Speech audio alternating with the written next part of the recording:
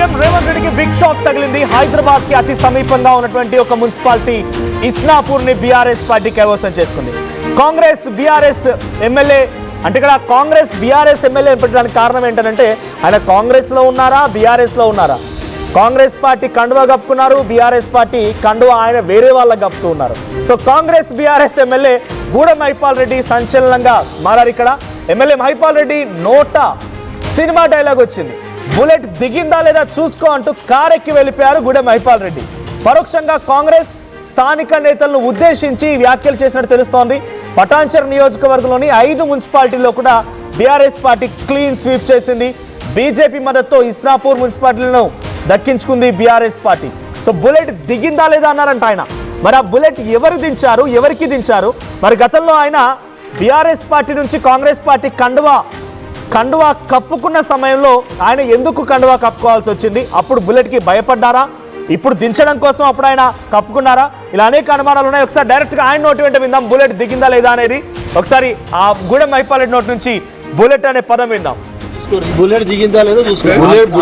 Bullet దిగిందా లేదో చూసుకోరు. Bullet దిగిందా లేదో చూసుకోరు.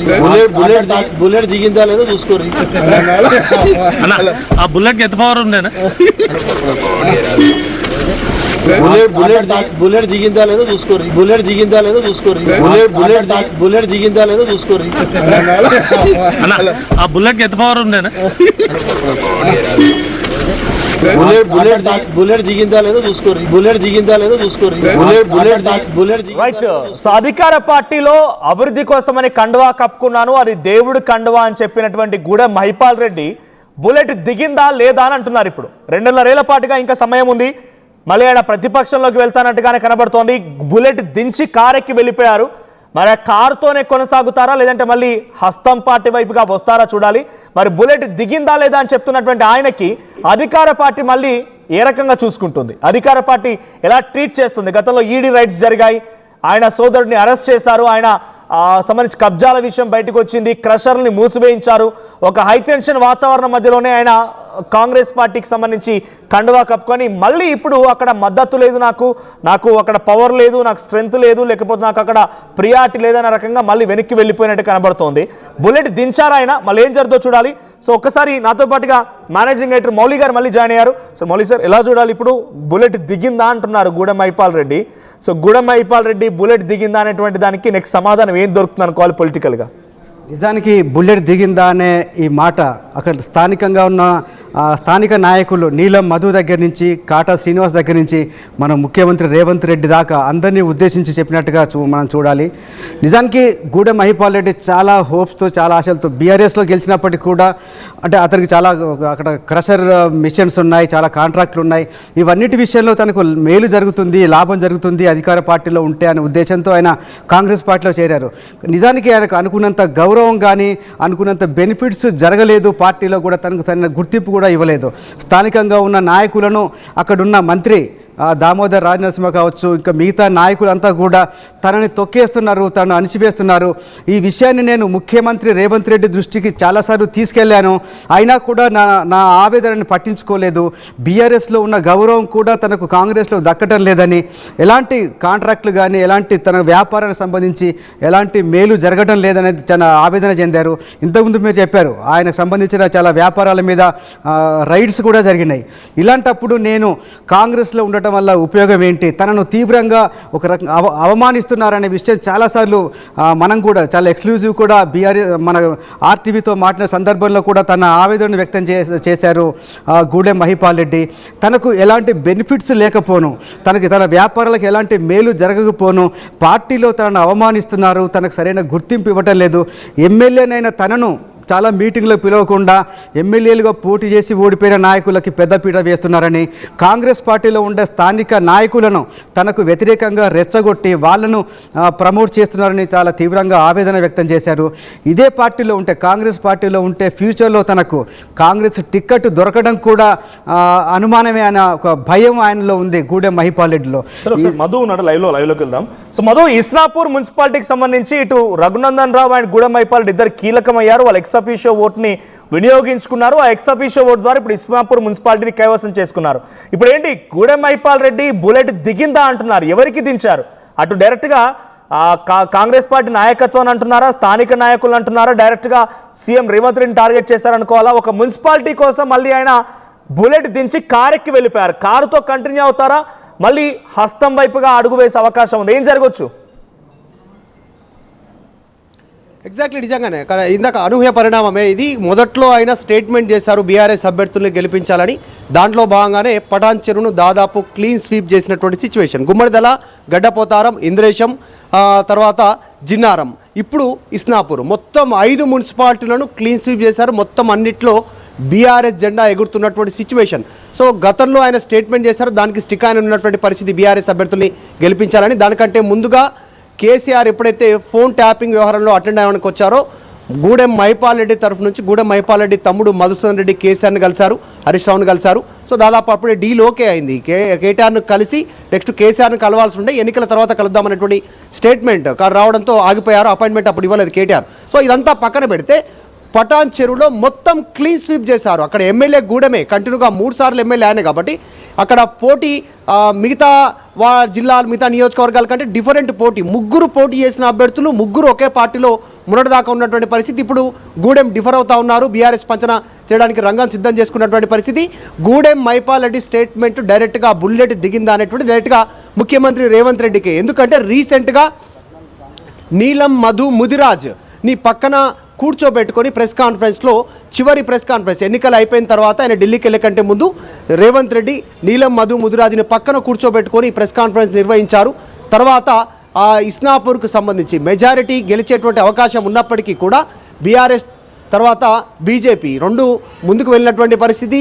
ఎక్సాఫిషియో ఓట్తో కావచ్చు ఈ రకంగా గెలిచినటువంటి సిచ్యువేషన్. డైరెక్ట్గా కాంగ్రెస్ పార్టీకే డైరెక్ట్గా ఆయన వార్నింగ్ ఇచ్చినట్టుగా కనిపించింది గూడెం మహిపాల్ రెడ్డి మాట. నెక్స్ట్ ఫ్యూచర్లో ఎట్లా ఉంటుందనేటువంటిది చూడాలి, రాజకీయ పరిణామాలు. కానీ ప్రస్తుతం గూడెం మహిపాల్ రెడ్డి చేసినటువంటి స్టేట్మెంట్ బుల్లెట్ దిగిందా లేదా అనేటువంటిది కాంగ్రెస్ పార్టీ దృష్టిలో పెట్టుకొని, ముఖ్యంగా అక్కడ ఉన్నటువంటి కాటా శ్రీనివాస్ గౌడ్, నీలం మధు ముదిరాజ్తో పాటు డైరెక్ట్గా రేవంత్ రెడ్డిని ఉద్దేశించి మాట్లాడినట్టుగా కనిపిస్తూ ఉంది. ఇందాక చెప్పినట్టు ఎన్నికలు అయిపోయిన వెంటనే ముఖ్యమంత్రి నీలం మధు ముదిరాజ్ను పక్కన కూర్చోబెట్టుకొని ప్రెస్ కాన్ఫరెన్స్ నిర్వహించారు. ఇదే ఇస్నాపూర్లో నీలం మధు ముదిరాజ్కి సంబంధించిన సతీమణి పోటీ చేశారు. ఆమె చైర్మన్ కావాల్సినటువంటి సిచ్యువేషన్. ఇంత జరుగుతున్నా, ఇంత రాజకీయ యంత్రాంగం జరుగుతున్నా అక్కడ గూడెం తర్వాత బీజేపీ 2 ఒకటే కావడంతో ఈజీగా ఇస్నాపూర్ పీఠాన్ని కూడా కైవసం చేసుకున్నటువంటి సిచ్యువేషన్. ఆ రకంగా మొత్తం పటాన్ చెరువులో 5కు 5 మున్సిపల్ పీఠాలను బీఆర్ఎస్ కైవసం చేసుకున్నటువంటి situation. Right. So thank you Madhu. So మొత్తంగా మెదక్కు సంబంధించినటువంటి కీలకమైన నియోజకవర్గం పటాన్ చెరువు, ఇండస్ట్రియల్ హబ్ అది. సో పెద్దన చుట్టూ ఇండస్ట్రీస్ ఉన్నాయి. సో అక్కడ గూడెం మహిపాల్ రెడ్డి మొన్న మధ్య కూడా చాలా ఉత్కంఠభరితమైనటువంటి అసెంబ్లీ ఎన్నికల పోరులో నుంచి బయటపడ్డారు. ఇక్కడ ఉన్నటువంటి అభ్యర్థుల్లో నీలం మధు అండ్ కాటా శ్రీనివాస్ ఇద్దరు కూడా వేరు పార్టీల నుంచి పోటీ చేసి ఆ ఇద్దరు టఫ్ ఫైట్లో నుంచి గూడెం మహిపాల్ రెడ్డి బయటపడ్డారు. సో ప్రస్తుతానికి గూడెం మహిపాల్ రెడ్డి కాంగ్రెస్ పార్టీ కండువా కప్పుకున్నా మళ్ళీ గర్వాపస్ మాదిరిగా బీఆర్ఎస్ పార్టీ కండువా కప్పుకోకపోయినా బీఆర్ఎస్ పార్టీ నేతగా వ్యవహరిస్తున్నారు. ఇస్నాపూర్ మున్సిపాలిటీని బీఆర్ఎస్ పార్టీ కైవసం చేసుకోవడంలో ఆయన చాలా కీలక పాత్ర పోషించారు. పటాన్ చెరువు నియోజకవర్గానికి సంబంధించినటువంటి 5 మున్సిపాలిటీల్లో అటు ఇస్నాపూర్, ఇంద్రేశం, జిన్నారం, గుమ్మడిదల, గడ్డిపోతారం ఇవన్నీ కూడా 5కు 5 ఇప్పుడు బీఆర్ఎస్ పార్టీ కైవసం చేసుకుంది. గుమ్మడిదల అండ్ గడ్డపోతారం 2 కూడా బీఆర్ఎస్ పార్టీ క్లీన్ స్వీప్ చేసుకోగా, ఇంద్రేశం అండ్ జిన్నారంలో ఇటు వ్యూహం రచించి బీఆర్ఎస్ పార్టీ తమ వైపుగా తిప్పుకున్నట్టు తెలుస్తోంది. ఇంకా డీటెయిల్స్ రావాల్సి ఉంది. సో 5 మున్సిపాలిటీలు సార్, 5 మున్సిపాలిటీలో పటాన్ చెరువుకు సంబంధించి గూడెం మహిపాల్ రెడ్డి చాలా వ్యూహాత్మకంగా ముందుకు వెళ్ళి 2 డైరెక్ట్గా విన్నింగ్ అయ్యాయి. గడ్డిపోతారం అండ్ గుమ్మడిదల 3 మాత్రం హంగ్ ఉంటే అక్కడ క్లియర్ చేసుకున్నారు మహిపాల్ రెడ్డి. మహిపాల్ రెడ్డి కేసులోంచి తప్పించుకోవడం కోసం మాత్రమే కాంగ్రెస్ పార్టీలో జాయిన్ అయినట్టుగా చర్చ జరిగింది. ఇప్పుడు మళ్ళీ ఆయన బీఆర్ఎస్ పార్టీ వైపు వెళ్తున్నారు. మహిపాల్ రెడ్డి ఫ్యూచర్ ఏముండబోతోంది, పొలిటికల్ ఫ్యూచర్? తప్పకుండా మహిపాల్ రెడ్డి బీఆర్ఎస్తోనే కంటిన్యూ అవుతారు మనోజ్. ఎందుకంటే ఆయన కాంగ్రెస్లో చాలా ప్రయత్నం చేశారు, అందులో కలిసి పనిచేయడానికి, అక్కడ ఆ పార్టీలో ఉండాలి, నిలదొక్కుకోవాలి అనే ప్రయత్నం చాలా చేశారు. అయినా కూడా స్థానికంగా ఉండే లోకల్ పాలిటిక్స్లో ఆయన అక్కడ ఇమ్మడలేకపోయారు. చాలామంది కాంగ్రెస్ పార్టీకి చెందిన లోకల్ నాయకుల్ని, అక్కడున్న మంత్రి దామోదర్ రాజనరసింహ కావచ్చు, ఇంకా ఇతర నాయకులు తనకు వ్యతిరేకంగా రెచ్చగొడుతున్నారు, తనకు వ్యతిరేకంగా వాళ్ళందరినీ పైకి తీసుకొచ్చే ప్రయత్నం చేస్తున్నారు అనే ఒక ఆవేదన మనకు గూడెం మహిపాల్ రెడ్డిలో కనిపిస్తుంది. అందుకని ఒక రకంగా చూస్తే ఈ ఎన్నికల్లో తన బలం చూపించాలి, తన సత్తా ఏంటో చూపించేసి కాంగ్రెస్ పార్టీకి ఒక గుణపాఠం చెప్పాలి, తనను అవమానించిన నాయకులకి ఒక గుణపాఠం చెప్పాలనే కసి ఆయనలో కనిపించింది. మనం చూసాం అక్కడ నిజంగా స్థానిక నాయకుల కన్నా అత్యధికంగా ఎక్కువ కష్టపడింది. నిజంగా ఆ ప్రాంతంలో హరీష్ రావు యొక్క ప్రాబల్యం కూడా చాలా ఉంటుంది, కానీ చాలా వ్యక్తిగతంగా తీసుకొని ఎట్టి పరిస్థితుల్లోనూ కూడా తన బలం ఏంటో చూపించాలి కాంగ్రెస్ పార్టీకి. ఎందుకంటే అక్కడ కాంగ్రెస్ ఏమాత్రం బలపడినా వచ్చే ఎన్నికల్లో తనకు అక్కడ స్థానం దక్కదు, తను బీఆర్ఎస్ నుంచి గెలిచే అవకాశం కూడా ఉండదు ఒకవేళ కాంగ్రెస్ నాయకులు బలపడితే అనే ఉద్దేశంతో చాలా వ్యక్తిగతంగా తీసుకున్నారు. అక్కడే చూసాం అవసరమైతే బీజేపీ సపోర్ట్ కూడా తీసుకొని అక్కడ కాంగ్రెస్ని దెబ్బతీయాలి అనే ప్రయత్నంలో ఉన్నారు. అందుకే ఆయన రఘునందన్ రావు నిజానికి అక్కడ ఇద్దరు ఇండిపెండెంట్ సపోర్టుతో గెలిచే అవకాశం ఉన్నా కూడా ఏమాత్రం ఛాన్స్ తీసుకోకూడదు, ఎట్టి పరిస్థితుల్లో కాంగ్రెస్కి అవకాశం ఇవ్వకూడదు, తనేంటో చూపించాలి, తన సత్తా ఏంటో నిరూపించుకోవడం కోసమే అక్కడ బీజేపీ సపోర్ట్ కోసం కూడా ఆయన ప్రయత్నాలు చేసి నిజంగా ఐదు మున్సిపాలిటీలో అనేది చాలా ఫెనామినల్, చాలా ఎక్కడ ఒక ఎమ్మెల్యే ఇన్ని 5 చోట్ల తన బలాన్ని చూపించింది. దాదాపు ఆయన పరిధిలో ఉన్న అన్ని మున్సిపాలిటీల్లో కూడా గూడెం మహిపాల్ రెడ్డి తన సత్తా చాటారు. ఈ రకంగా చాలా బలమైన నాయకుడిగా బీఆర్ఎస్లోనే కొనసాగబోతున్నారు. బీఆర్ఎస్లో కూడా ఫ్యూచర్లో కానీ బీఆర్ఎస్ అధికారంలోకి వస్తే తను ఒక ఎమ్మెల్యే కాదు, ఒక మంత్రి క్యాండిడేట్గా కూడా బరిలో ఉండటానికి తనకు కావాల్సిన ఒక గ్రౌండ్ ప్రిపేర్ చేసుకునే ప్రయత్నంలో భాగంగానే ఒక 5 మున్సిపాలిటీల్లో తన బలాన్ని చూపించుకున్నారు. Manoj one more coming sir, Medak సంబంధించి ఇప్పటికీ 7 హంగ్ ఉంటే 3 క్లియర్ అయిపోయాయి. సో జహీరాబాద్, మెదక్, నర్సాపూర్, కోహిర్ ఇంకా కొనసాగుతుంది. ఇక్కడ మెదక్లో ఇంట్రెస్టింగ్గా మెదక్లో కాంగ్రెస్ పార్టీ 14 గెలిచింది, బీఆర్ఎస్ 15 గెలిచింది, బీజేపీ 2, ఒక బీఎస్పీ. సో ఇక్కడ బీసీ మహిళకు సంబంధించి చైర్పర్సన్ పీఠం ఉంది. ఇక్కడ ఆల్రెడీ కాంగ్రెస్ కైవసం చేసుకుందంట. కాంగ్రెస్ మున్సిపల్ చైర్మన్గా కానుగ రాధిక, వైస్ చైర్మన్గా దొంతి నరేష్ గౌడ్ని నియమిస్తూ మెదక్ నిర్ణయం తీసుకున్నారు. సో మెదక్లో అక్కడ చాలా వ్యూహాత్మకంగా సిద్దిపేటకి సంబంధించి హరీష్ రావు కూడా అక్కడే అడుగులు వేశారు. మైనంపల్లికి అక్కడ చెక్ పెట్టే రకంగా చాలా వ్యూహాత్మకంగా అడుగులు వేశారు. కానీ ఇక్కడ మెదక్లో మైనంపల్లి ఏకంగా ఆఖరికి వస్తే తన విజయం సాధించారని చెప్పాలి. కాంగ్రెస్ పార్టీ 14 స్థానాలతో బీఎస్పీ కలిసి 15 అండ్ అక్కడ ఎక్స్ అఫీషియో 16. సో దీంతో పాటుగా ఒకరిద్దరిని తన పార్టీలో చేర్చుకున్నట్టు